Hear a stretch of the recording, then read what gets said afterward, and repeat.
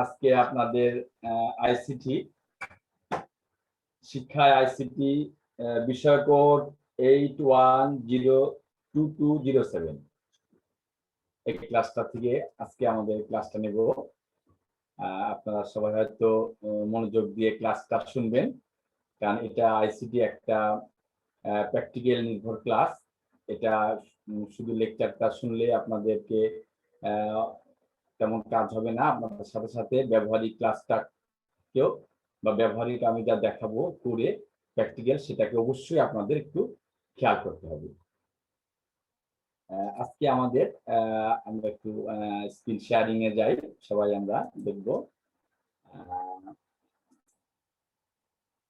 আমরা দেখছি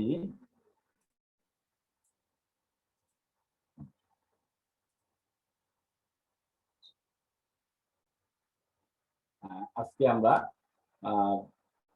আমাদের বই যেটা রয়েছে শিক্ষায় আইসিটি এবং বিষয় কোডটা 812207 এই বইটা থেকে আজকে আমরা আলোচনা করব।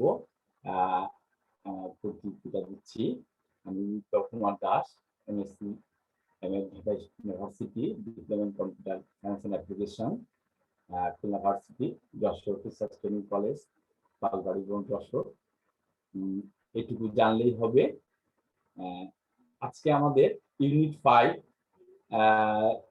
5 থেকে আমরা ডিজিটাল শিক্ষা উপকরণ এর ধারণা ও প্রস্তুতকরণ এই পদ্ধতি থেকে আমরা আলোচনা করব। আলোচ্য বিষয় রয়েছে আমাদের 6টা, তার ভিতরে আজকে আমরা 5.1, 5.2, 5.3 এই তিনটে লার্নিং আউটকাম বা শিক্ষণ ফল নিয়ে আলোচনা করব। 5 অধ্যায়, সেই জন্য 5 এবং 1, 2, 3 তিনটা আলোচ্য বিষয়। প্রথম আলোচ্য বিষয়ের ভিতরে আমাদের থাকবে ডিজিটাল শিক্ষা উপকরণের ধারণা ও প্রয়োজনীয়তা। 2 নাম্বার যেটা রয়েছে আলোচ্য বিষয় প্রেজেন্টেশন সফটওয়্যার। প্রেজেন্টেশন সফটওয়্যারের ভিতরে পাওয়ার পয়েন্টটা নিয়ে আমরা আলোচনা করব, এটার পরিচিতি এবং ডিজিটাল শিক্ষা উপকরণ প্রস্তুতির দক্ষতা অর্জন।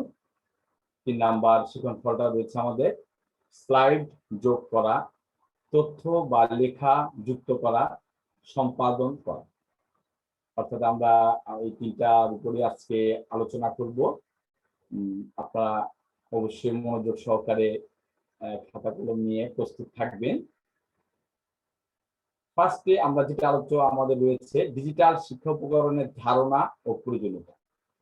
তাহলে প্রথমে আমরা যদি দেখি আলোচ্য বিষয়টা আমাদের ডিজিটাল শিক্ষা উপকরণের ধারণা ও প্রয়োজনীয়তা, এটা নিয়ে আমরা আলোচনা করছি।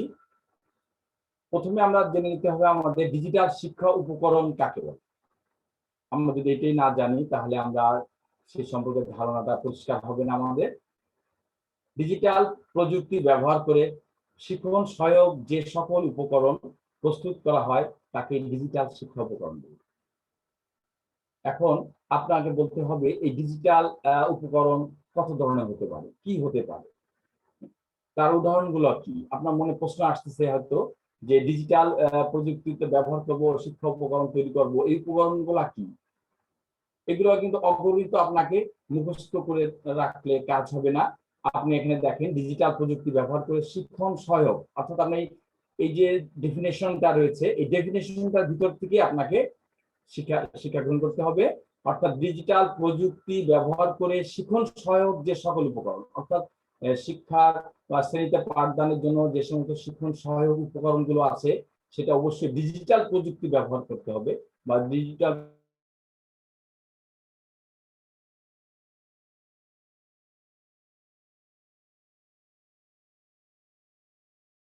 প্রযুক্তি কোনো ব্যবহার কোনো উপকরণ। ডিজিটাল কি হতে পারে, যেমন ডিজিটাল উপকরণে দেখেন উপকরণগুলি আমরা এখন নিজেরাই বলতে পারবো কি কি হতে পারে। যেমন ক্যামেরা হতে পারে, video, CD, tape recorder, camera, mobile, laptop, computer, আরো অনেক কিছু হতে পারে। আপনারা দেখছেন অনেকগুলো ছবি রয়েছে, এগুলো সব ডিজিটাল শিক্ষা উপকরণ। এগুলো যেমন একটা মিউজিক কিন্তু একটা শব্দ এটা যে আমরা বাজাই কোনো রেকর্ডারের সাহায্যে, সেটাও কিন্তু একটা ডিজিটাল শিক্ষা উপকরণ হতে পারে। কারণ সেটা দ্বারা আপনি আপনার একটা কোনো সাউন্ড বা কোনো একটা অবস্থা বোঝানোর জন্য আপনি ব্যবহার করতে পারেন। আবার বিভিন্ন ক্যামেরার মাধ্যমে ছবি গ্রহণ করে আপনি সেটা দেখাতে পারেন। বিভিন্ন ধরনের, অর্থাৎ আমাদের কাছে এখন হয়তো পরিষ্কার হচ্ছে আপনাদের কাছে যে ডিজিটাল শিক্ষা উপকরণগুলা কি কি হতে পারে। সিডি হতে পারে, পেন ড্রাইভ হতে পারে, আরো অনেক কিছু হতে পারে। এখানে ল্যাপটপ রয়েছে, দেখেন যে পিকচারগুলি রয়েছে আপনারা দেখতে পাচ্ছেন। অনেক কিছু এখানে রয়েছে, এগুলো আমাদের ডিজিটাল উপকরণ। তাহলে আমরা আবার একটু রিভিউ করি। ডিজিটাল প্রযুক্তি ব্যবহার করে শিখন সহায়ক, অর্থাৎ এগুলা কিন্তু প্রত্যেকটাই শিখন সহায়ক। অর্থাৎ আমরা শিখন সহায়ক হিসাবে এগুলো আমরা ইউজ করতে পারি, ব্যবহার করতে পারি। ডিজিটাল শিক্ষা উপকরণ, তাহলে আমরা হয়তো বুঝতে পারলাম বা উপলব্ধি করলাম যে ডিজিটাল শিক্ষা উপকরণ কাকে বলে। এখন আমাদের আলোচ্য বিষয়ের ভিতরে ছিল উপকরণের ধারণাটা আমাদের পরিষ্কার। এখন এর প্রয়োজনীয়তা, কি প্রয়োজন আছে ডিজিটাল উপকরণ, অর্থাৎ ডিজিটাল উপকরণ দিচ্ছি। আগে তো আমাদের ডিজিটাল উপকরণ আমরা শ্রেণী কক্ষে বা শ্রেণী পাঠদানের সময় ব্যবহার করি, অনেক পূর্বে আমরা যখন লেখাপড়া করেছি ছোটবেলায়। কিন্তু এখন কেন ডিজিটাল শিক্ষা উপকরণের উপর খুব গুরুত্ব আরোপ দিচ্ছে এবং এটা প্রয়োজনীয়তা বলছে কেন? তাহলে আমাদের এই প্রয়োজনীয়তাটা সম্পর্কে আমরা এখন জানবো। আমরা প্রথমে ডিজিটাল শিক্ষা উপকরণের ধারণা সম্পর্কে ক্লিয়ার হলাম, যে ডিজিটাল উপকরণের ধারণা এগুলো। এখন দেখেন ডিজিটাল শিক্ষা উপকরণের প্রয়োজনীয়তার সময় বিভিন্ন প্রয়োজনীয়তা রয়েছে। কি কি রয়েছে? ডিজিটাল শিক্ষা উপকরণ শিক্ষার গুণগত মান উন্নয়নের একটি কার্যকর হাতিয়ার। অর্থাৎ শিক্ষার যে গুণগত মান আপনি উন্নয়ন করতে চাচ্ছেন বা গুণগত মান ভালো করতে চাচ্ছেন, বজায় রাখতে চাচ্ছেন, সেটার জন্য অবশ্যই আপনাকে একটা প্রধান হাতিয়ার দিয়েছে ডিজিটাল শিক্ষা উপকরণ। 2 নম্বরে রয়েছে পাঠ্য বিষয়বস্তুকে সহজবোধ্য করে আকর্ষণীয় ভাবে শিক্ষার্থীদের কাছে উপস্থাপন করা যায়। এই ডিজিটাল উপকরণটা দিয়ে বিষয়বস্তুকে সহজবোধ্য করে আকর্ষণীয় করে শিক্ষার্থীর কাছে উপস্থাপন করা যায়। আগের দিকে কিন্তু গতানুগতিক ছিল, কি ব্ল্যাকবোর্ড, চক, ডাস্টার, হ্যাঁ, এগুলো দিয়ে আমরা পড়েছি, আমরাও পড়ে এসেছি, আমাদের শিক্ষকরা পড়িয়েছেন, কিন্তু আমাদের একঘেয়েমি ছিল, ওই ব্ল্যাকবোর্ডে স্যার লিখবে, ইয়ে করবে। কিন্তু এখন দেখা যাচ্ছে নিত্য নতুন, এক একদিন আমরা আমাদের বাচ্চারা খেয়াল করে যে আজকে স্যার কি দেখাবেন, আজকে স্যার কি দেখাবেন। এই যে তাদের আগ্রহটা তৈরি হয়েছে, কারণ আকর্ষণীয় ভাবে শিক্ষার্থীর কাছে উপস্থিত করা যায় এই ডিজিটাল উপকরণ। উপকরণ সমূহ দৃষ্টিনন্দন ও চিত্তাকর্ষক হয় শ্রেণী পাঠে শিক্ষার্থীরা মনোযোগী। অর্থাৎ এটা কেন প্রয়োজন রয়েছে? শিক্ষার্থীরা খুবই মনোযোগী হয়, কারণ চিত্তাকর্ষক। অর্থাৎ এটা তারা প্রতিদিন মনে করে স্যার আজকে একটা নতুন কি জানো দেখাবে। এই জন্য তারা ক্লাসে কথা না বলে, গল্প গুজব না করে, অন্য কাজ না করে তারা মনোযোগী। এরপরে ইন্টারনেট থেকে সহজেই এবং কোনো প্রকার মূল্য ছাড়াই অনেক ডিজিটাল উপকরণ সংগ্রহ করে। অর্থাৎ এটা প্রয়োজনটা কি, যে অল্প সহজেই আমরা ডিজিটাল উপকরণগুলো ইন্টারনেট থেকে নিতে পারি, খুব বেশি পয়সা আমাদের লাগে না, বা উপকরণগুলো সংগ্রহ করতে টাকা দিতে হয় না, হয়তো সামান্য কিছু ইন্টারনেট খরচ আমাদের লেগে থাকে। তাছাড়া ওই উপকরণগুলো কেনার জন্য কোনো পয়সা তেমন লাগে না। আমাদের শিক্ষা বাতায়ন রয়েছে, সেখান থেকে আমরা অনেক উপকরণ নিতে পারি বা এইভাবে বিনামূল্যে সেগুলো সংগ্রহ করতে পারি। ডিজিটাল শিক্ষা উপকরণ সহজে নষ্ট হয়, অর্থাৎ আগের দিনে যে উপকরণ ছিল, বিভিন্ন উপকরণ, সেগুলো কিন্তু দীর্ঘদিন সংরক্ষণ করতে হতো বা এগুলো নষ্ট হয়ে যেত। হ্যাঁ, কিন্তু ডিজিটাল উপকরণ কিন্তু নষ্ট হয়ে যাচ্ছে না। আপনি একটা পেন ড্রাইভ, একটা সিডিতে বা একটা মেমোরি কার্ডের ভিতরে আপনি অনেক উপকরণ রেখে দিতে পারেন। ডিজিটাল 6 নম্বরে দেখেন ডিজিটাল শিক্ষা উপকরণ সংরক্ষণ করতে বেশি জায়গারও প্রয়োজন হয়। আপনার অনেক জায়গা লাগবে, রুম লাগবে, সেরকম কোনো প্রয়োজন হয় না। 7 নম্বরে দেখেন নিজ বা দূরবর্তী বিদ্যালয়ের বিষয়ভিত্তিক শিক্ষকের সাথে ডিজিটাল উপকরণ বিনিময় করা যায়। আপনি ভাবছেন যে আপনার একটা উপকরণ রয়েছে বা নেই, আপনি আপনার বিদ্যালয়ের কোনো শিক্ষক, অপর একজন বিষয়ভিত্তিক শিক্ষক, মনে করেন আপনি একজন বিজ্ঞানের শিক্ষক আর একটা বিজ্ঞানের শিক্ষক রয়েছে আপনার বিদ্যালয়ে, তার কাছ থেকে হেল্প নিতে পারেন, অথবা অন্য দূরবর্তী কোনো স্কুল বা অন্য কোনো রাষ্ট্রের স্কুল, তার আমাদের দেশের বাইরেরও কোনো বিদ্যালয়ের কোনো শিক্ষকের সাথে আপনি যোগাযোগ করে ডিজিটাল উপকরণ বিনিময় করতে পারেন, তারটা নিতে পারেন, আপনারটা দিতে পারেন, হেল্প নিতে পারেন। এটা একটা খুব বড় একটা অবদান ডিজিটাল শিক্ষা উপকরণ ব্যবহারে। ডিজিটাল উপকরণ ব্যবহারের ফলে বিদ্যালয়ের শিক্ষার্থীদের উপস্থিতি বৃদ্ধি পায়। এটা আমাদের একটা যুগান্তকারী পরিবর্তন এনেছে আমাদের শিক্ষা বিদ্যালয়গুলোতে। মাধ্যমিক বলেন, প্রাইমারি অতটা চালু হয়নি, মাধ্যমিকেই আমি দেখেছি যে অত্যন্ত যুগান্তকারী একটা পরিবর্তন এনেছে, যে ডিজিটাল উপকরণ ব্যবহারের ফলে বিদ্যালয়ের শিক্ষার্থীদের উপস্থিতি বৃদ্ধি পায়। অর্থাৎ অনেক উপস্থিতি, আগের থেকে অনেক যে স্কুল গ্রামে ছিল না, সেও কিন্তু এখন মনে করছে যে না না স্কুলে যেতে হবে, আজকে নতুন একটা জিনিস দেখাবে। আবার যদি কেউ স্কুলে বিদ্যালয়ে নাও যায়, দেখা যাচ্ছে তার বন্ধুরা তাকে বাসায় যেয়ে বলছে যে জানিস স্যার একটা খুব দারুণ জিনিস আজকে দেখিয়েছে, আমরা শিখলাম। বিভিন্ন কথা বলে প্ররোচনা করে তাকে খুব আগ্রহী করে তোলে। সে অস্থির হয়ে যাবে, না আজকে আগামী দিনে আমি বিদ্যালয়ে যাবই, স্যার একটা কি নতুন জিনিস দেখাবো। 9 নম্বর দেখেন, বিমূর্ত বিষয়বস্তুগুলো শিক্ষার্থীরা মুক্তভাবে বুঝতে পারে। অর্থাৎ বিমূর্ত বিষয়গুলি যেমন আছে, আমরা যদি এখন পৃথিবীর সৌরজগৎটা পড়াই, এই সৌরজগৎকে আমরা কিন্তু ওই বর্ণনা করে চলে গেলে কিন্তু শিক্ষার্থীরা কতটুকু আর অনুধাবন করতে পারবে। কিন্তু এই জ্ঞানটা যদি আমরা কোনো একটা ভিডিও চিত্রের মাধ্যমে, যে বিভিন্ন গ্রহগুলি একজনকে আরেকজন আবর্তন করছে, কেন্দ্র করে ঘুরছে, এগুলো যদি দেখানো যায়, তাহলে অবশ্যই সে শিক্ষার্থী একটা মূর্ত ভাবে সে বুঝতে পারে যে আসলে এইভাবে ঘোরে।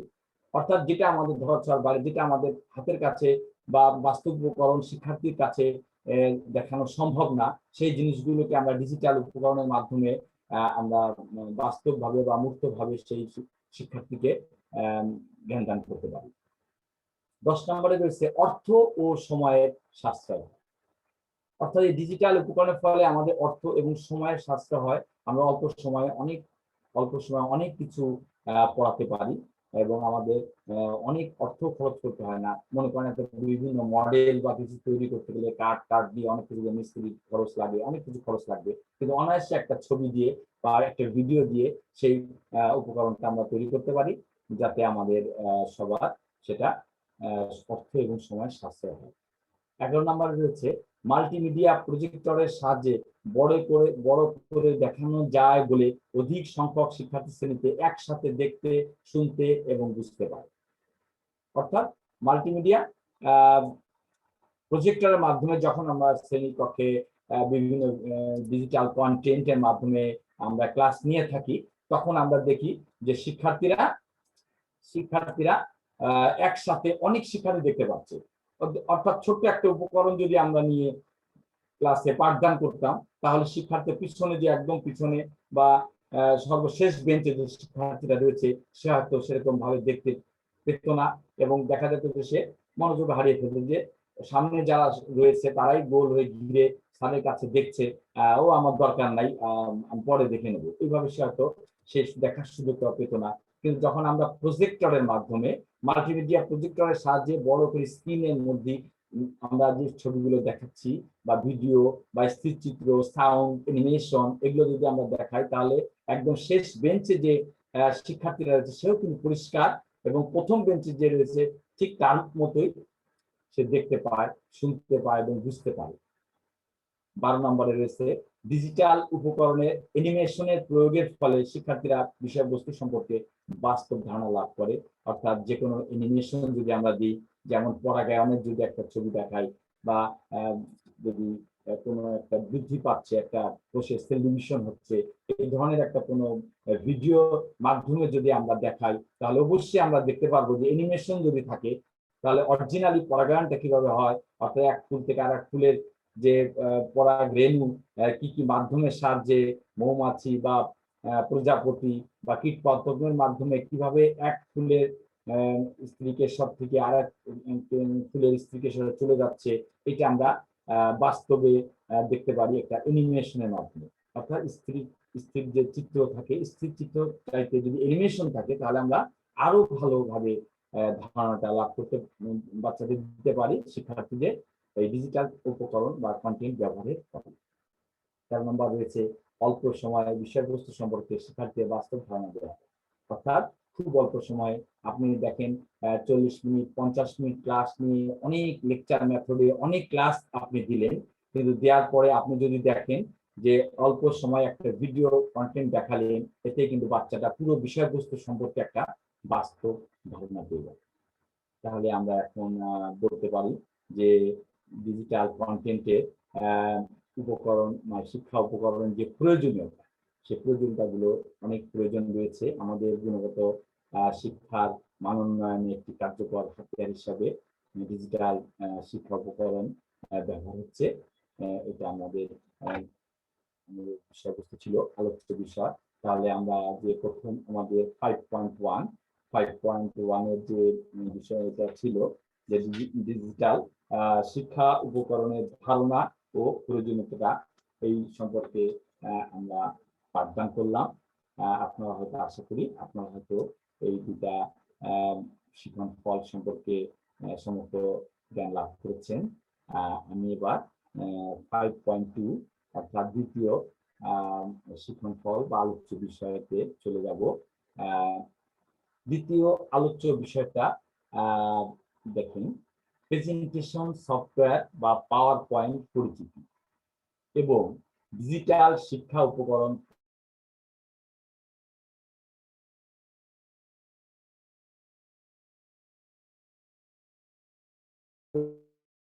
প্রস্তুতি দক্ষতা। এখানে সফটওয়্যার বা পাওয়ার পয়েন্ট পরিচিতি এবং ডিজিটাল শিক্ষা উপকরণের প্রস্তুতি এখানে আমরা আগে আমাদের একটু জানতে হবে সফটওয়্যার কাকে বলে। অর্থাৎ সফটওয়্যারটা সাধারণত আমাদের কম্পিউটারে বিভিন্ন কার্যকলাপগুলি করার জন্য কিছু কোডিং করে কিছু লিটারেচার লিখে বা মেশিন ল্যাঙ্গুয়েজ যেটা লিখে এটা আমাদের বিল্ট ইন ভাবে কিছু ল্যাপটপ বা কম্পিউটার দেওয়া থাকে, আর কিছু আমাদের আলাদা ভাবে তৈরি করা থাকে বিভিন্ন কাজে। এই সফটওয়্যারগুলি বিভিন্ন ধরনের হতে পারে, যেমন অ্যাপ্লিকেশন সফটওয়্যার হয়, আবার প্রেজেন্টেশন হয়। এই প্রেজেন্টেশন সফটওয়্যারটা কিন্তু সাধারণত অ্যাপ্লিকেশন সফটওয়্যারের একটা অংশ বা অঙ্গ। অ্যাপ্লিকেশন সফটওয়্যারটা সাধারণত আমরা অ্যাপ্লিকেশন কথার অর্থ থেকে আমরা বুঝতে পারছি এটা ব্যবহার করতে হবে, অ্যাপ্লাই করতে হবে, অ্যাপ্লাই থেকে অ্যাপ্লিকেশন এই সফটওয়্যারটা। এবং এই সফটওয়্যারের ভিতরে একটা অঙ্গ হলো পাওয়ার পয়েন্ট। পাওয়ার পয়েন্টের মাধ্যমে এটা আইবিএম এর অর্থাৎ মাইক্রোসফটের এটা একটা প্রেজেন্টেশন সফটওয়্যার।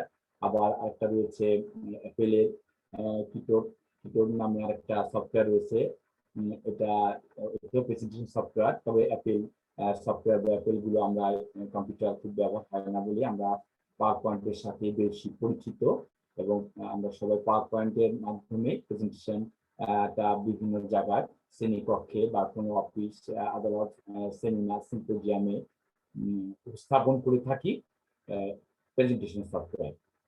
তাহলে আমরা বুঝলাম যে সফটওয়্যারের ভিতরে প্রেজেন্টেশন সফটওয়্যার যেটা, সেটা প্রেজেন্টেশন করার জন্য ব্যবহার করা হয়। অর্থাৎ প্রেজেন্ট কোনো কিছু প্রেজেন্ট বা উপস্থাপন করার জন্য ব্যবহার করা হবে, সেরকম একটা সফটওয়্যার পাওয়ার পয়েন্ট। তাহলে আমরা আগে সফটওয়্যার পাওয়ার পয়েন্ট সম্পর্কে একটু দেখবো এবং ডিজিটাল শিক্ষা প্রস্তুতি দক্ষতা এটা পরে দেখবো। প্রেজেন্টেশন সফটওয়্যার বলতে আগে আমরা দেখবো যে প্রেজেন্টেশন সফটওয়্যার কাকে বলে, এটি আমরা আগে দেখে নিই যে এই সফটওয়্যারটা কাকে বলে। তাহলে প্রেজেন্টেশন সফটওয়্যার বলতে গেলে আমরা দেখে নিই অ্যাপ্লিকেশন সফটওয়্যারের একটি বিভাগ। আগে আমি বলেছি যে প্রেজেন্টেশন সফটওয়্যারটা হচ্ছে অ্যাপ্লিকেশন অর্থাৎ অ্যাপ্লাই করা যে সফটওয়্যারগুলো তার ভিতরে একটা বিভাগ।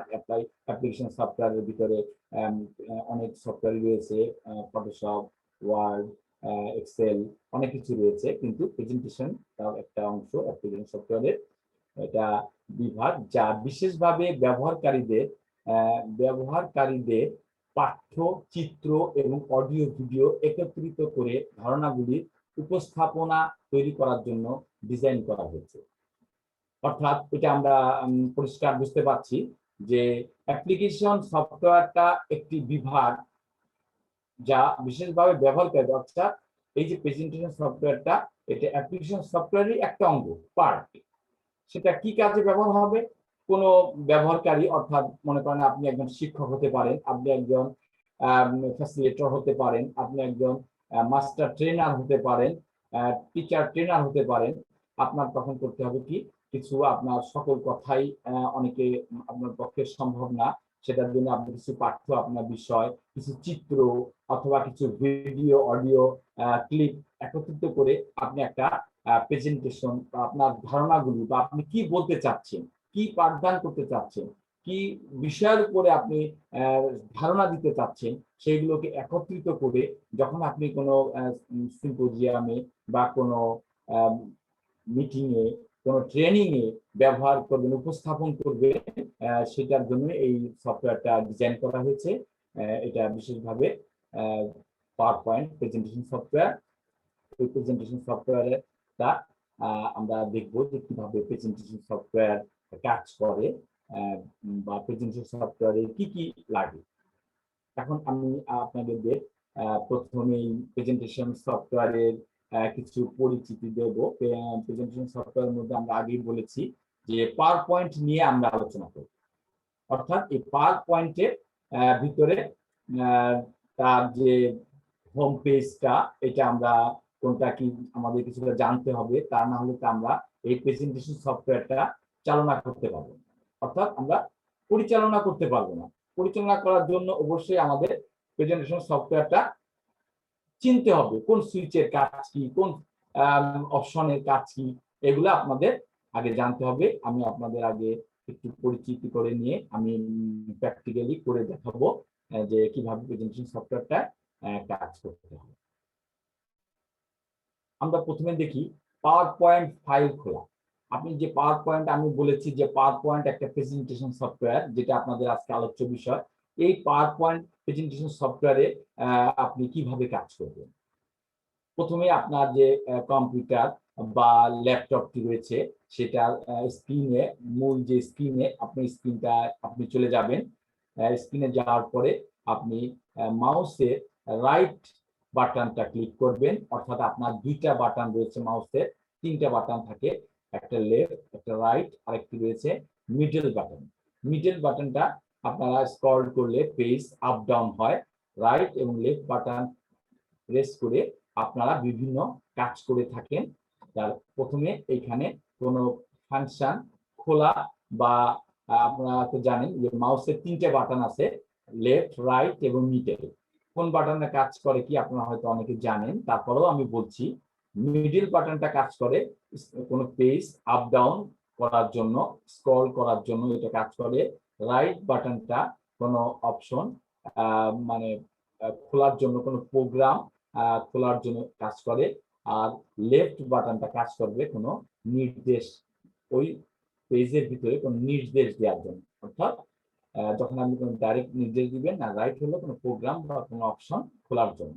তাহলে প্রথমে আমরা মাউসের রাইট বাটনটা ক্লিক করব। রাইট বাটনের ভিতরে ক্লিক করার পরে দেখবেন একটা ছোট্ট মেনু বক্স আসবে, তার ভিতরে নিউ থাকবে। নিউ আপনারা হয়তো দেখতে পাচ্ছেন, আমি একটু বড় করে দিচ্ছি, দেখেন নিউ, এখানে নিউ থাকবে।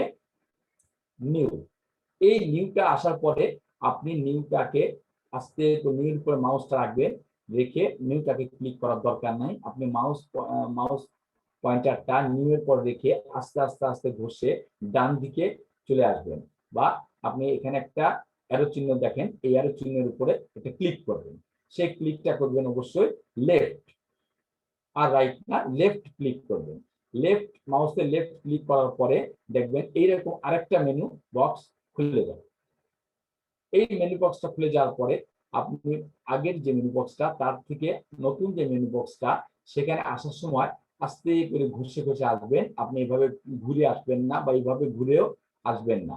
এই নিউ এর উপর দিয়ে আস্তে আস্তে ঘষে এখানে ক্লিক করার পর এই বক্সটা আসার পরে এটার থেকে এই বক্সে চলে আসবেন। এই মেনু বক্সটা আসার পরে আপনি দেখবেন এখানে মাইক্রোসফট অফিসের যে প্রোগ্রামগুলো রয়েছে, সেই প্রোগ্রামগুলো পর্যায়ক্রমে রয়েছে। এখানে আপনাকে খুঁজতে হবে মাইক্রোসফট পাওয়ার পয়েন্ট প্রেজেন্টেশন, এই নামে সফটওয়্যারটা কোথায় রয়েছে। প্রোগ্রামটা আপনি এভাবে দেখতে, এটা মাইক্রোসফট এক্সেস ডেটাবেস, এখানে Microsoft Word document, Microsoft Access database, এইভাবে আপনি আস্তে আস্তে দেখেন এখানে পেয়েছেন মাইক্রোসফট পাওয়ার পয়েন্ট প্রেজেন্টেশন। এই মাইক্রোসফট পাওয়ার পয়েন্ট প্রেজেন্টেশনে আপনি একটা ক্লিক করবেন, অর্থাৎ মাউসের আবার একটা ক্লিক করবেন মাইক্রোসফট পাওয়ার পয়েন্টে। মাইক্রোসফট পাওয়ার পয়েন্টে ক্লিক করার পরে আপনার একটা এরকম একটা ফাইল তৈরি হবে। অর্থাৎ এরকম একটা দেখেন পাওয়ার পয়েন্টে পি লেখা মানে এটা পাওয়ার পয়েন্টের একটা ফাইল সেভ হয়ে যাবে আপনার যেখানে আপনি এটা কাজটা করেছেন, অর্থাৎ ডেস্কটপ স্ক্রিনে যখন আপনি করেছেন সেই স্ক্রিনে একটা পি হিসাবে বা পাওয়ার পয়েন্ট ফাইল হিসাবে যোগ হয়ে যাবে। এখন আপনি এই পাওয়ার পয়েন্ট ফাইলটার উপরে আপনাকে ক্লিক করতে হবে। ডবল ক্লিক করলে এই পাওয়ার পয়েন্ট এই যে ফাইলটা রয়েছে এই ফাইলের উপরে মাউস পয়েন্টার নিয়ে আপনি লেফট ক্লিক করবেন দুইবার। আপনি খুব দ্রুত লেফট ক্লিক করবেন দুইবার, করার পরে এই পাওয়ার পয়েন্ট ফাইলটা ওপেন হয়ে যাবে। এই পাওয়ার পয়েন্ট ফাইলটা ওপেন হয়ে গেলে আপনি এরকম একটা উইন্ডো আপনি দেখতে পারবেন। এটা হলো পাওয়ার পয়েন্ট হোম পেজের একটা স্ক্রিন। এটা থেকে আপনি কিছু আপনাকে কিছু বাটন সম্পর্কে পরিচিতি অর্জন করতে হবে এবং কিছুটা ধারণা আপনাকে থাকতে হবে প্রাথমিকভাবে, তা নাহলে আপনি কাজ করতে পারবেন না এবং তার পরবর্তীতে আপনি কাজ করতে করতে সম্পূর্ণ বাটন সম্পর্কে আপনার অভিজ্ঞতা বা আপনার জ্ঞান অর্জন হয়ে যাবে। কিন্তু প্রথমেই আপনাকে শুরুতে কিছু প্রাথমিক ধারণা বা জ্ঞান থাকতে হবে। দেখেন এই যে স্ক্রিনটা রয়েছে এখানে একটা চার কোণা সাদা একটা বক্সের মতো রয়েছে, ক্লিক টু অ্যাড টাইটেল এটা লেখা রয়েছে এবং উপরে দেখেন লাল কালারের একটা অংশ, আবার সাদা কালারের একটা অংশ, আবার এইটুকু একটা পুরো একটা পার্ট, আবার নিচে একটু কালো অংশ, আবার তার উপরে আরেকটা চিকন অংশ, এরকম বিভিন্ন অংশ রয়েছে। তা প্রথমে দেখেন এই যে এখানে রয়েছে ফাইল থেকে আমরা বিভিন্ন জায়গায় সেভ করতে পারি, বিভিন্ন কাজকর্ম করতে পারি ফাইল থেকে। তারপরে হচ্ছে হোম, তারপরে ইনসার্ট, তারপরে বিভিন্ন অংশ রয়েছে দেখেন ডিজাইন, হ্যাঁ, translation, animation, slide show, review, view, help, অনেক কিছু রয়েছে। এইগুলার এই যে ব্লু কালার লাল খয়েরি যে অংশটা রয়েছে এই জায়গায় এদেরকে বলা হচ্ছে টাইটেল বার। এটাকে আমরা সাধারণত টাইটেল বার বলবো, যেখানে লেখা রয়েছে মাইক্রোসফট পাওয়ার পয়েন্ট প্রেজেন্টেশন, এরকম একটা কথা লেখা থাকবে, এটা হলো টাইটেল বার। কারণ এটা হলো এই হোম পেজের টাইটেল, অর্থাৎ কি প্রোগ্রামে আপনি কাজ করছেন সেটা টাইটেলটা এখানে থাকবে, টাইটেল বার। আর এর ভিতরে দেখেন এই যে ইনসার্ট, ডিজাইন যেগুলো বললাম এগুলোকে একত্রে রিবন বলে, রিবন, এগুলো রিবন। এই রিবনের ভিতরে এক একটা রিবন ক্লিক করলে আপনি এরকম এক একটা বক্স পাবেন, এর ভিতরে অনেকগুলো অপশন থাকবে। যেমন প্যারাগ্রাফ রিবনটা আপনি যদি ক্লিক করেন এর ভিতরে অনেকগুলো কমান্ড থাকবে, এগুলোকে বলা হবে কমান্ড গ্রুপ। এই সবগুলোকে বলা হবে কমান্ড গ্রুপ। এই রিবনের থেকে একটা খুলে গেলে এই দেন আরেকটা কমান্ড গ্রুপ। আবার যদি আপনি ভিউটা ক্লিক করেন এরকম একটা কমান্ড গ্রুপ চলে আসবে, অর্থাৎ এগুলো হলো কমান্ড গ্রুপ বলবো।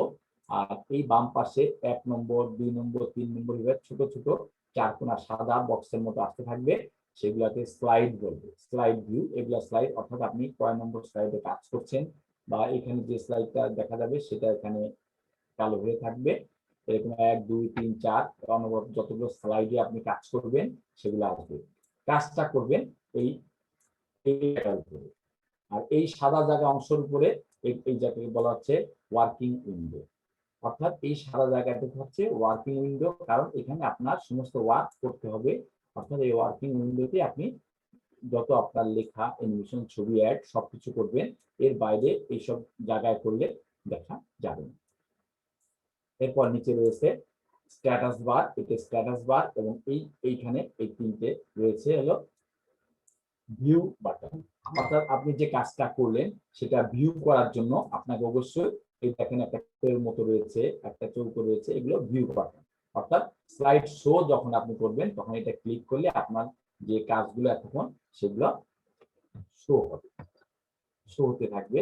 অর্থাৎ এটা আমাদের প্রাথমিক যে মোটামুটি পাওয়ার পয়েন্ট উইন্ডোর একটা পরিচিতি, এটা আপনাদের দেখালাম, এই সামান্য সাধারণ পরিচিতি। এবং তারপরে আমরা নেক্সট ক্লাসে বলে রাখি আরো ভিতরে কিভাবে অ্যানিমেশন বা ছবি এগুলো অ্যাড করতে হয় সেটা রয়েছে, কারণ একদিনে আসলে অনেক বড় একটা ক্লাস, একদিনের সম্ভব না আইসিটি, আমি আজকে অর্ধেক পর্যন্ত নিয়েছি। সেই কারণে দেখেন ডিজিটাল শিক্ষা উপকরণ প্রস্তুতির দক্ষতা, কারণ আমাদের এই দেখেন এখানে ছিল প্রেজেন্টেশন সফটওয়্যার, পাওয়ার পয়েন্ট পরিচিতি এবং ডিজিটাল শিক্ষা উপকরণ প্রস্তুতির দক্ষতা।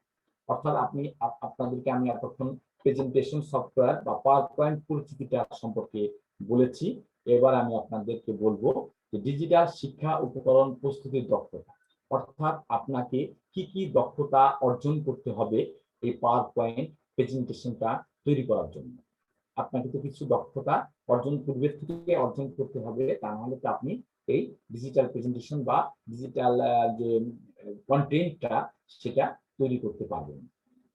তাহলে আমরা দেখব যে আপনার ভিতরে পূর্বের থেকে কি কি দক্ষতা প্রয়োজন রয়েছে।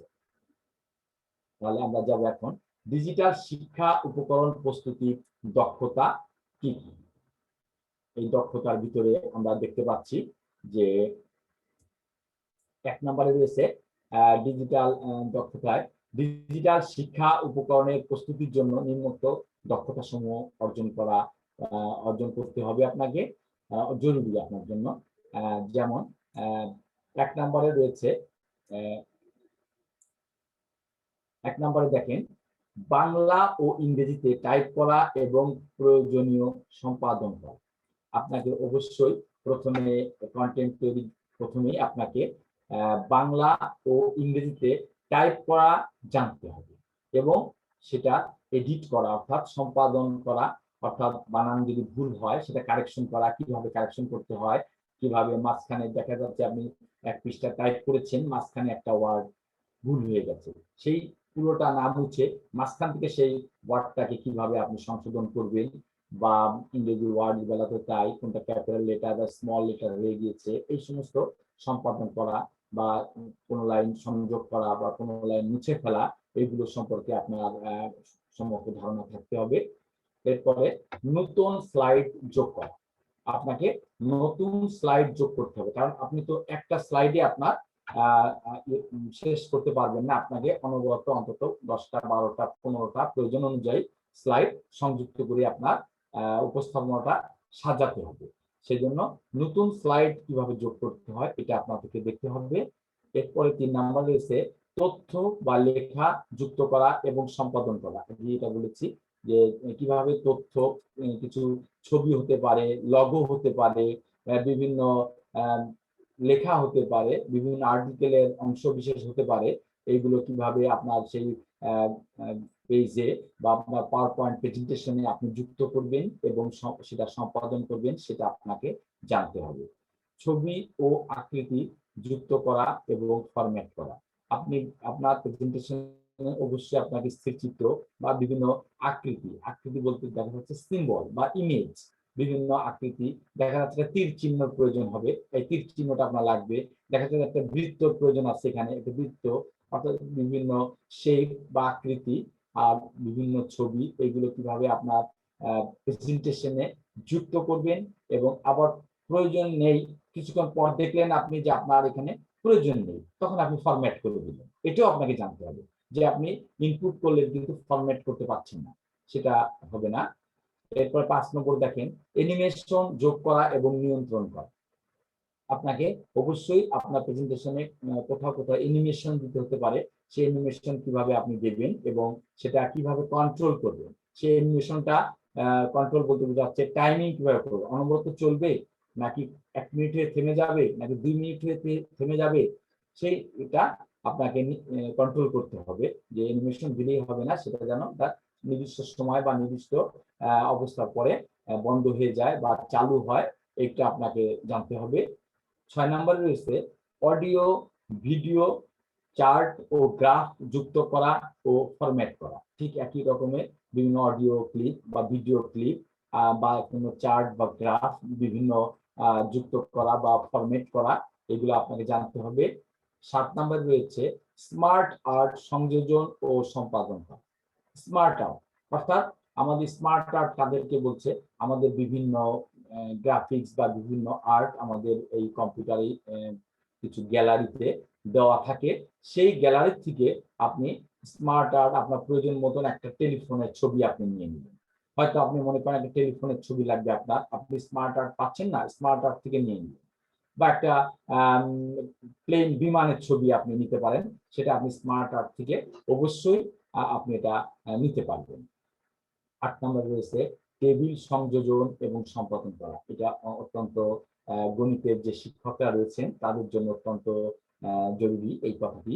অর্থাৎ বিভিন্ন সংখ্যা, উপাত্ত বা যে কোনো পরিসংখ্যানিক হিসাব নিকাশ উপস্থাপন করার জন্য টেবিলের প্রয়োজন হয় এবং এই টেবিলকে সম্পাদন করা, অর্থাৎ কখনো টেবিলের কলাম বৃদ্ধি করতে হয় বা রো বৃদ্ধি করতে হয়, আবার কখনো কলাম বা রো মুছে ফেলতে হয়। এই সম্পাদন করাটা আপনার জানতে হবে এবং টেবিল সংযোজন করাটাও আপনাকে জানতে হবে। প্রিয় শিক্ষার্থীরা, আমি এতক্ষণ আপনাদের 5.1 এবং 5.2 শিখন ফল নিয়ে আলোচনা করলাম। আশা করি আপনারা হয়তো বুঝতে পেরেছেন। আমাদের দুটো ছিল। প্রথমেই আমি দেখাচ্ছি। প্রথমে ডিজিটাল উপকরণ ধারণার প্রয়োজনীয়তা, তারপরটি ছিল প্রেজেন্টেশন, পাওয়ার পয়েন্ট প্রেজেন্টেশন। হ্যাঁ, পাওয়ার পয়েন্ট প্রেজেন্টেশনের অবস্থা। এবার আমাদের যে তৃতীয় আলোচ্য বিষয়টি রয়েছে সেটা হচ্ছে আমাদের স্লাইড যোগ করা, তথ্য বা লেখা যুক্ত করা, সম্পাদন করা। আপনারা হয়তো অবশ্যই এটা বুঝতে পেরেছেন এতক্ষণ। এটা বেশ জটিল বা একটু টেকনিক্যাল এই আলোচ্য বিষয়টা। এটা আমাদেরকে অবশ্যই খুব মনোযোগ দিয়ে শুনতে হবে আপনাদের। যে এবং আপনাদের যদি আমার এই পাঠদানের পরে কোনো প্রশ্ন মনে আসে, অবশ্যই আপনারা এটা খেয়াল রাখবেন এবং অবশ্যই আপনারা খাতায় লিখে রাখবেন, পরবর্তীতে আমাকে জিজ্ঞাসা করবেন। এই জায়গাটা বেশ টেকনিক্যালি, কারণ আপনি ডিজিটাল উপকরণ প্রস্তুতির দক্ষতা বা পাওয়ার পয়েন্টের আপনার পরিচিতি, পাওয়ার পয়েন্ট ফাইল খোলা, এই সমস্ত বিষয় আপনি কিছুটা মুখস্থ বা কিছুটা পড়ে আপনি আয়ত্ত করতে পারবেন। কিন্তু আপনার এই যে 3 নাম্বার যে পাঠটি রয়েছে, যে আলোচ্য বিষয় স্লাইড যোগ করা, তথ্য লেখা যুক্ত করা, সম্পাদন করা, এটাকে আপনাকে অবশ্যই প্র্যাকটিক্যালি কিছুটা ধারণা নিতে হবে। তাহলে আমরা সবাই প্রস্তুত, এবার আমরা যাই। 3 নম্বরে দেখেন, প্রথমে আমরা বলেছি যে পাওয়ার পয়েন্ট স্লাইড খোলা। আচ্ছা দেখেন,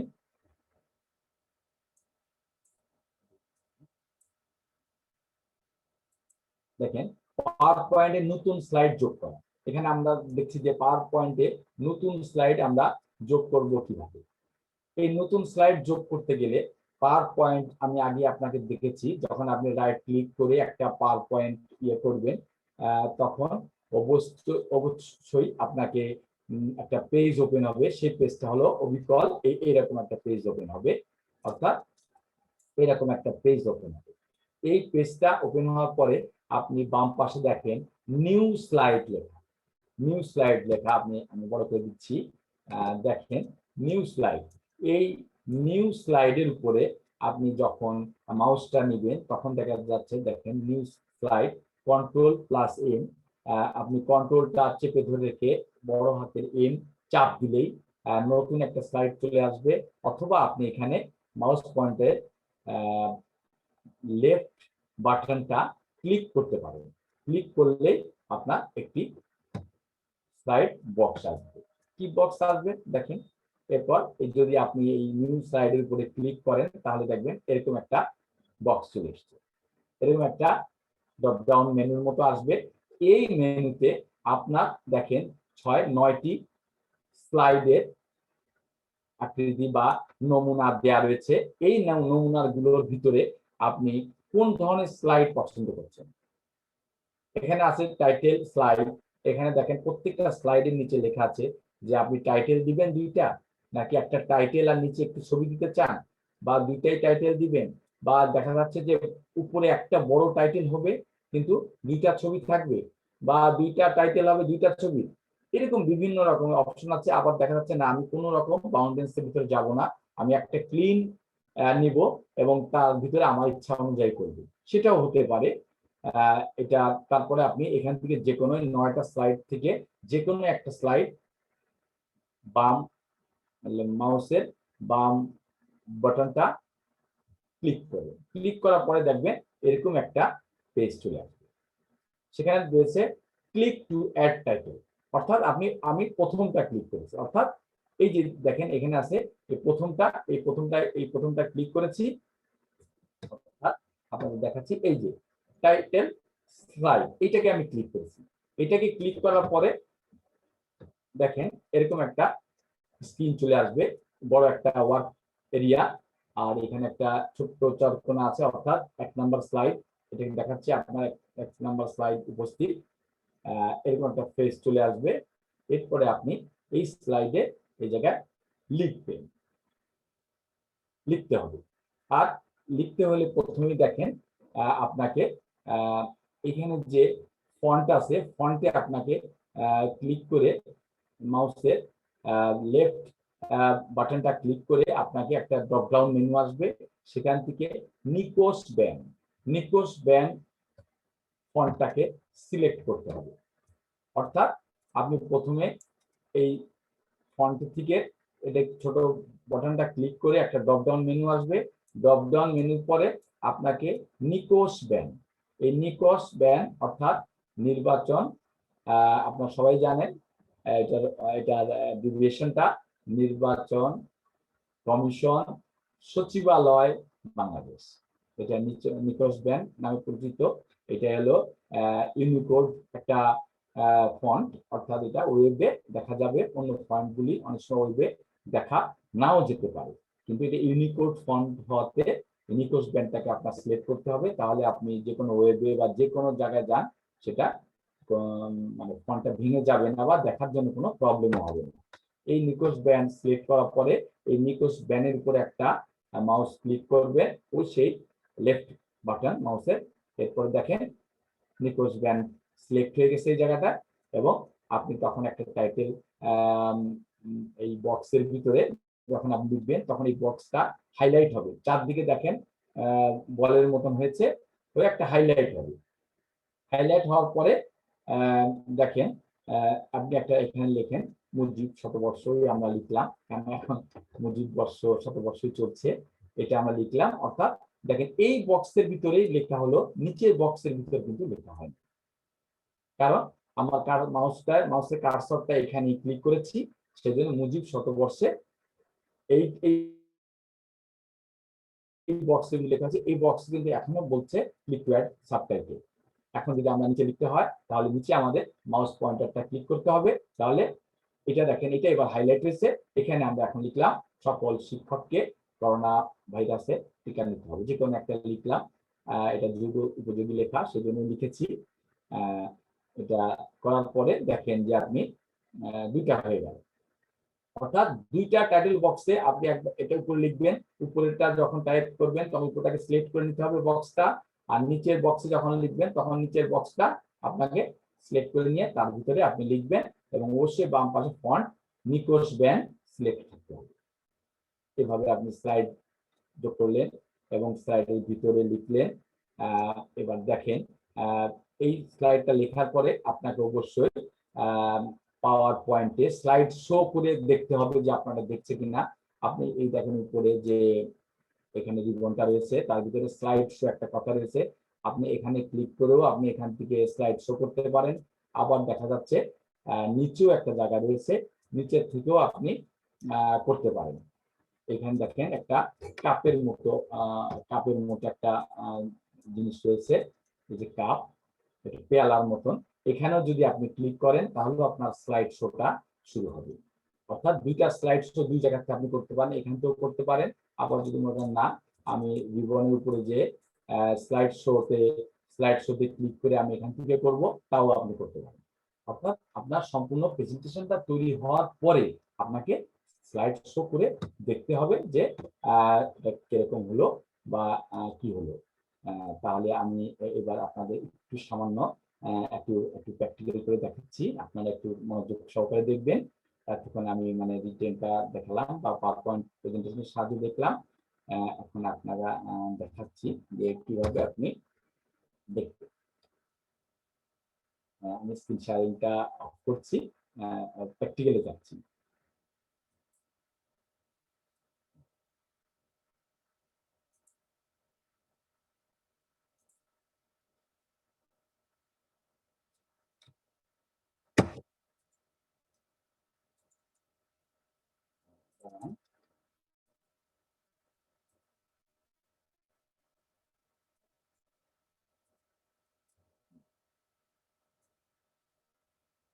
দেখেন, আমি এতক্ষণ যে আমি পাঠটি বলেছি, এবার আমি প্র্যাকটিক্যালি সেই কাজগুলি করব। আপনারা একটু মনোযোগ দিয়ে দেখবেন।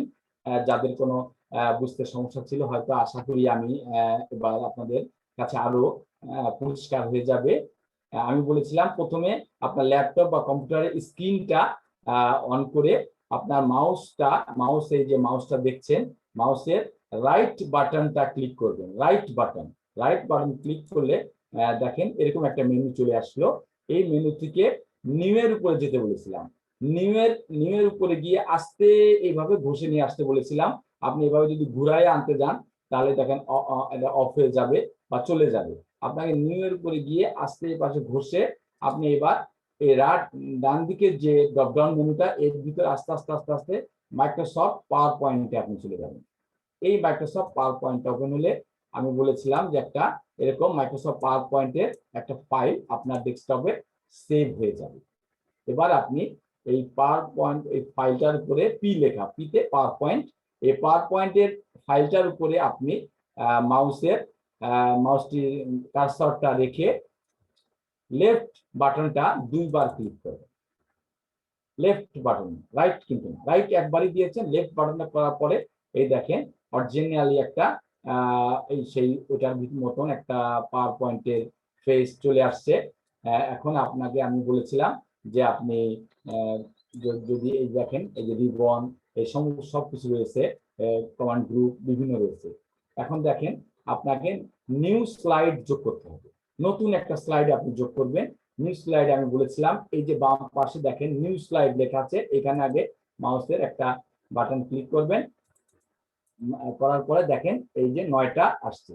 9টা আসার পরে দেখেন আমি যদি প্রথমটা নিই বা এটা নিতে পারি, যেটা আপনি নেন, যে কোনো একটা আপনি নিতে পারেন। এটা আমি প্রথমটা নিচ্ছি। প্রথমটা নিলে দেখেন একটা ক্লিক অ্যাডহেয়ার, অর্থাৎ একটা ইয়ে চলে আসছে। দেখেন একটা স্ক্রিন চলে আসছে। এই স্ক্রিনের উপরে আপনার লিখতে হবে। যেই বক্সটার ভিতরে আপনি লিখবেন, সেই লিখতে হবে, সেটাকে আগে আপনাকে কার্সর দিয়ে সিলেক্ট করতে হবে যে আপনি এখানে লিখছেন। তাহলে এটা ক্লিক করার পরে দেখেন এই যে গোল গোল বুটার মতন এই স্ক্রিনটা অ্যাক্টিভ হয়েছে। এইবার দেখেন আপনাকে প্রথমে বলেছিলাম এই যে এখানে ফন্ট থাকবে, ফন্ট থেকে আপনাকে ক্লিক করে নিকোস ব্যান্ড আনতে হবে। নিকোস ব্যান্ড কোথায় আছে? নিকোস ব্যান্ড এম এর পরে এন থাকবে। এই দেখেন নিকোস লাইট ব্যান্ড, নিকোস ব্যান্ড, এই যে নিকোস ব্যান্ডটা রয়েছে, এই নিকোস ব্যান্ডটাকে সিলেক্ট করে দিতে হবে। এই নিকোস ব্যান্ডটা যখন আপনি সিলেক্ট করলেন, আর এইখানে অভ্র কিবোর্ড থেকে আপনি যদি ইংরেজি লেখেন তবে ইংরেজি, আর যদি বাংলা লেখেন তখন এখানে ক্লিক করে ইংরেজির জায়গায় এটা দেখাচ্ছি, এই দেখেন ইংলিশের জায়গাটা বাংলা করে দিতে হবে। অর্থাৎ এটা বাংলা হয়ে গেল। আবার যদি আপনার যখন ইংরেজি দরকার হবে তখন আপনি এটার উপরে মাউসের লেফট বাটন একবার ক্লিক করলে ইংলিশ হয়ে যাবে, এটা বাংলা হবে, ইংলিশ হবে, বাংলা হবে। তাহলে আমরা এখন লিখব বাংলা। তাহলে আমি বাংলায় রাখলাম, রেখে আমি এটা সাইডে রাখছি। এখন আমাদের লেখার ইচ্ছা ছিল, এই জায়গায় দেখেন কার্সরটা অ্যাক্টিভ হয়ে গেছে। এখন যদি আমরা লিখি দেখেন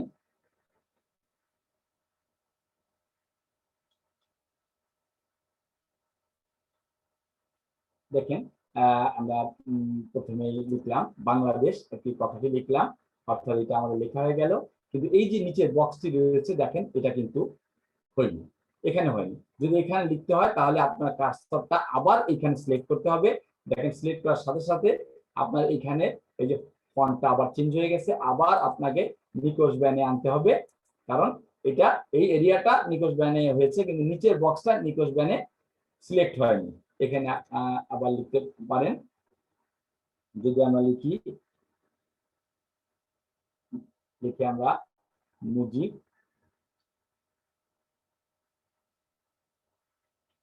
শতবর্ষ লিখলাম, দুই জায়গা লিখলাম, দেখেন একটা হলো বাংলাদেশ আর একটা মুজিব শতবর্ষ। এখন দেখেন এই যে দুটো লাইন লিখেছি, এই দুটোর ভিতরে একটা কত বড় একটা ছোট, তাহলে এটা তো কেমন দেখা যাচ্ছে। অর্থাৎ এটাকে আমি আরো সমান করতে চাই, তাহলে আমি কি করব? সমান যদি করতে চান, বা অর্থাৎ এটা কি আমাদের যে ইয়েতে ছিল, পাঠে আমাদের যেটা ছিল যে 5.3 আমাদের ছিল যে স্লাইড যোগ করা, আপনারা দেখেছেন, তথ্য লেখাটাও আপনারা দেখলেন, এবং সম্পাদনা করা। আমরা এখন দেখবো লাস্ট অপশনটা, সম্পাদনা করা। কিভাবে আমরা এটাকে সম্পাদনা করতে পারি, অর্থাৎ এই বাংলাদেশ লেখাটাকে আমরা এই মুজিব শতবর্ষ লেখাটার মতো করবো, কারণ এই মুজিব শতবর্ষ লেখাটা একটু ছোট হয়ে গিয়েছে আমাদের।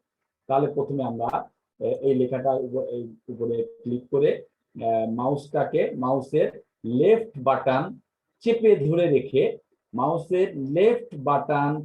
ধরে রেখে আমরা আস্তে আস্তে উপর দিয়ে ঘষে ড্রাগ করব।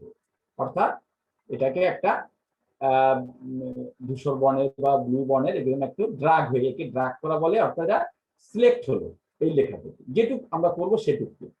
আপনি এটা দুই ভাবে করতে পারেন। একটা রয়েছে, এই দেখেন এখানে 24 লেখা রয়েছে উপরে, দেখেন নিকোশ ব্যান্ড লেখাটা পাশে 24 পয়েন্ট, এটাকে ক্লিক করলে বড় একটা লম্বা আসবে। আপনি কত বড় করতে চান, যদি আপনি 60 করতে চান 60 আসবে, 68, 72, 80, যত বড় ইচ্ছা আপনি এই লেখাটাকে ছোট বড় করতে পারেন। এটা করতে পারেন, মনে আমরা 60 করব, 60 দিলাম। এই লেখা এটা একটা নিয়ম। আরেকটি নিয়ম রয়েছে, সেটা দিয়েও আপনি করতে পারেন। এই মুজিব বর্ষ বা যে লেখাটা ছোট বড় করবেন সেটাকে আপনি সিলেক্ট করবেন একইভাবে, এবং বাম হাতে কন্ট্রোল চেপে ধরবেন। বাম হাতে কিবোর্ড থেকে কন্ট্রোল চেপে ধরে এখানে ডান হাতে দেখেন পীর অক্ষরের পাশে দুইটা থার্ড ব্র্যাকেট আছে, ডান দিকে দুইটা থার্ড ব্র্যাকেট আছে, যেটা ডান দিকে থার্ড ব্র্যাকেট এই কন্ট্রোল চেপে ধরে ডান দিকে থার্ড ব্র্যাকেটটা দিলে এটা বড় হবে, এবং বাম দিকে থার্ড ব্র্যাকেটটা চাপতে থাকলে এটা ছোট হবে। এভাবে আপনি করতে পারেন, দুইভাবেই করা যায়। এবার আমরা দেখবো যে এই মুজিব শতবর্ষটা রংটা রয়েছে কালো, আমরা এটা রংটা পরিবর্তন করতে চাই। মুজিব শতবর্ষটাকে আমরা সবুজ বা হলুদ, লাল, যে কোনো রঙের, বেগুনি দিতে চাই আমার ইচ্ছা অনুযায়ী। তা দেখি এটা করবো কিভাবে। এখানে দেখেন এই যে ফন্ট যে কমান্ড গ্রুপটা রয়েছে, ফন্ট, এই ফন্টের ভিতরে দেখেন একটা এ লেখা রয়েছে, তার নিচে লাল, এটার উপরে কাজটা মিলে দেখেন দেখা যাচ্ছে ফন্ট কালার। এই ফন্ট কালারে গিয়ে আপনি ক্লিক করলে একটা রঙের চার্ট আসবে, অর্থাৎ এই লেখাটা সিলেক্ট থাকা অবস্থায় যেই রঙের উপরে আপনি ধরবেন সেই আপনার লেখাটা সেই কালারে হতে থাকবে। যেই কালারে আপনি যদি করেন লালের উপরে ধরেন, দেখেন মুজিব শতবর্ষটা লাল হয়ে গেছে। যদি সবুজের উপরে ধরেন সবুজ হয়ে গেছে, যদি আকাশের উপরে আকাশ হয়ে যাবে, ব্লুর উপরে ধরেন ব্লু হয়ে যাবে। অর্থাৎ আপনার ইচ্ছা অনুযায়ী রং আপনি করতে পারবেন। আবার দেখা যাচ্ছে আপনার ইচ্ছা অনুযায়ী রং করতে গিয়ে আপনার যে এখানে রঙের চারটি আছে সেই রংগুলো আপনার পছন্দ হচ্ছে, তাহলে আপনি এখানে মোর কালারে ক্লিক করবেন। মোর কালার, এই দেখেন এই বক্সটার চারটার নিচে মোর কালার আছে, মোর কালার আসলে এখানে আপনার একটা রঙের চার্ট আসবে। এখানটা আপনি রং যাচাই বাছাই করে মিক্সচার করে দেখা যাচ্ছে এই কালো ব্লুটা আপনার পছন্দ, আপনি সিলেক্ট করলেন, করে এখানে ওকে দিলে এই মুজিব শতবর্ষ এই কালার হয়ে যাবে। বাংলাদেশটাও তাই, বাংলাদেশটা আমরা সবুজ করি, কারণ বাংলাদেশটা আমাদের সবুজ। দেখা যাচ্ছে এই সবুজটা একটু গাঢ় হলো, হালকা হালকা, কিন্তু দেখা যাচ্ছে আমাদের এই কালার চার্টে আর কোনো এর থেকে গাঢ় রং নেই। তাহলে আমি মোর কালার অপশনে গিয়ে একটু বানিয়ে নিয়ে আসে, অর্থাৎ সবুজটা একটু ডিপ করবো। ডিপ করার পরে দেখেন, ডিপ করা দেখেন বাংলাদেশটা ডিপ হয়ে গেছে। অর্থাৎ এটা আমরা যদি লাল করি লাল হবে, নীল করি নীল হবে, যে কোনো কালার দিতে চাই, বা এটা যদি আমরা আরো বড় করতে চাই তাও হবে। এটা যদি আমরা বড় মধ্যে 96 করি আরো বড় হবে, বাংলাদেশ আরো বড় করা যাবে। এইভাবে আমরা যে কোনো লেখা সম্পাদনা করতে পারি, বা রং বদলাতে পারি, ছোট বড় করতে পারি, বিভিন্ন করতে পারি। দেখা যাচ্ছে এই লেখাটা আগে আছে, এই লেখাটা উপরে দিয়ে দিলাম, হ্যাঁ, এই লেখাটা উপরে উপরে তুলতে পারি, বিভিন্ন ভাবে আমরা করতে পারি। যে মুজিব শতবর্ষ একই বক্সে নিয়ে গেলাম দুটো, হ্যাঁ, আবার দেখা যাচ্ছে বাইরে ক্লিক করে সব চলে যাচ্ছে, আবার আনডু করে আমরা ফিরে নিয়ে আসতে পারি যা ছিল তাই। এইভাবে আমরা বিভিন্ন রঙের কম্বিনেশন করতে পারি বা লেখা সম্পাদনা করতে পারি। আশা করি আপনারা নিউ স্লাইড সংযোজন, লেখা এবং লেখার রং পরিবর্তন সম্পর্কে একটা সমগ্র ধারণা পেয়েছেন। আমি আবার দেখাচ্ছি, এই দেখেন নিউ স্লাইড, নিউ স্লাইডের যদি আপনি ক্লিক করেন আপনি আরেকটা স্লাইড সংযোগ করতে পারবেন। এই দেখেন আরেকটা স্লাইড সংযোগ করে দিলাম আমরা, আরেকটা 2 নাম্বার, অর্থাৎ এখন 2 নাম্বার স্লাইড হয়েছে। আবার যদি আরেকটা নিই, আরেকটা দিলাম, আরেকটা স্লাইড হবে, 3 নাম্বার স্লাইড হলো। এইভাবে আমার বিভিন্ন 1 2 3 এইভাবে স্লাইড গুলো যেতে থাকবে, এবং আপনি বিভিন্ন আপনার প্রেজেন্টেশন একটা স্লাইডে এক রকম ছবি, স্থির ছবি, ভিডিও, অডিও, লগো, লেখা বিভিন্ন কিছু দিয়ে আপনি আপনার প্রেজেন্টেশনে সাজাতে পারেন। আবার আপনার এই লেখাটাকে আপনি বিভিন্ন স্টাইলে দিতে পারেন বাংলাদেশ, তখন আপনার এখানে দেখেন বিভিন্ন স্টাইলে বাংলাদেশ লেখা হবে। স্টাইল যদি আপনি চেঞ্জ করতে চান যে আমি এটা একটু চেঞ্জ করব, সেটা আপনি পারবেন। দেখেন এখানে বিভিন্ন এটাকে আপনার করতে হবে, এই দেখেন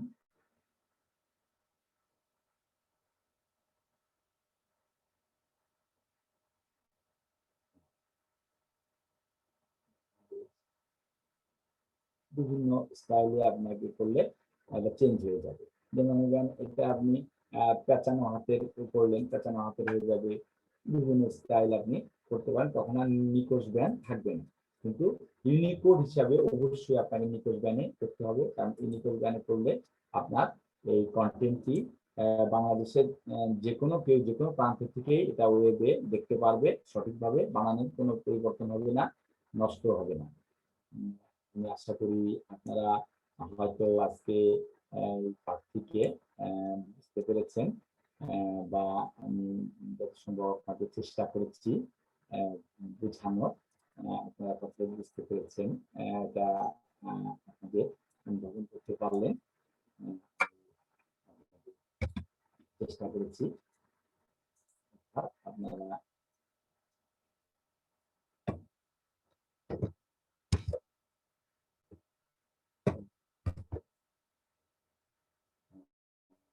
অবশ্যই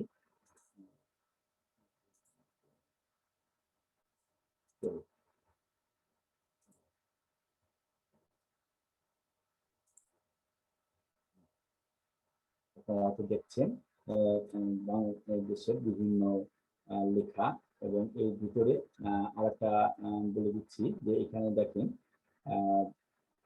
স্লাইড আছে, স্লাইডে 2টা পার্ট আছে। অর্থাৎ আপনি এখন একটা যে স্লাইডটা দেখেছেন সেটা কিন্তু দেখেন ক্লিক টু অ্যাড টাইটেল এখানে, আর এখানে ক্লিক টু অ্যাড টেক্সট, এখানে অনেক কয়েকটা 8টা সিম্বল রয়েছে।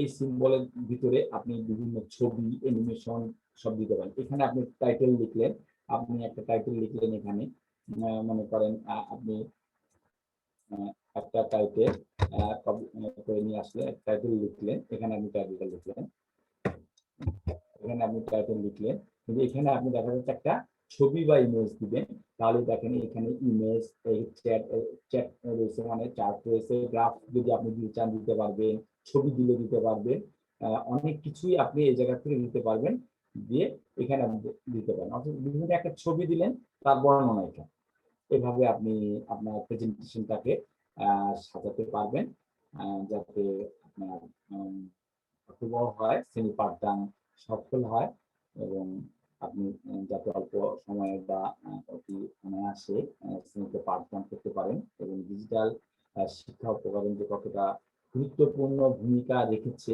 আমাদের শিক্ষা ক্ষেত্রে, সেটা অনস্বীকার্য, সেটা আপনিও হয়তো বুঝতে পারবেন। আশা করি সবাই ভালো থাকবেন। আসলে আমার ক্লাস মোটামুটি ক্লাস পার হয়ে গেছে। যদি আপনাদের কোনো প্রশ্ন থাকে বলতে পারেন, যদি কোনো প্রশ্ন থাকে আপনারা বলতে পারেন। ধন্যবাদ স্যার।